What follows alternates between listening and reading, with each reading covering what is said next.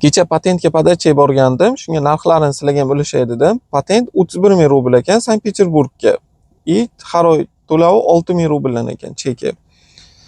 Keyin russkiy ekzamen qog'ozi bo'lmasa 3800 rubl ekan, u alohida. Uni leba Ligovskiydan, leba Krasnik Selchikdan o'tayotgansiz. Keyin 31 ming to'lov qilganingizdan keyin yangi kelgan odam bo'lsangiz, отпечатkangiz bo'lmasa, mana bunaqa zeleniy karta bor, patentga o'xshagan. Ana shuni bo'lmasa 1750 to'laykansiz, agar u bo'lsa faqat rasm tushirgani uchun 550 to'laykansiz. Keyin mana shu to'lovlar bo'ldi.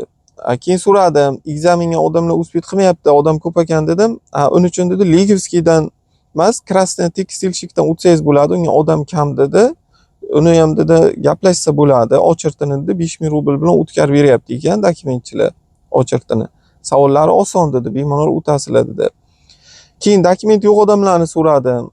Ularni dedi UFMSdan borib so'rash kerak dedi. Iloji bormi yo'qmi dedi. Iloji bo'lsa borayotganlaringiz qaysi rayonga turgan bo'lsanglar, o'sha rayonning MVDsiga, u MVD dokumentlaringizni ko'rar ekan, agar ruxsat bersa dokument qilishga qog'oz yozib berar ekan, shtraf. Ana shu shtrafni to'laganingizdan keyin registratsiya qilar ekansiz, o'sha imенно shtraf bilan qilib berar ekan registratsiya. Ana u registratsiyani qo'lingizga olgandan keyin patentga podacha qilsangiz bo'lar ekan, o'shanga ham Krasnoy tekstilchikka, boshqa filiallariga qilib bo'lmay ekan.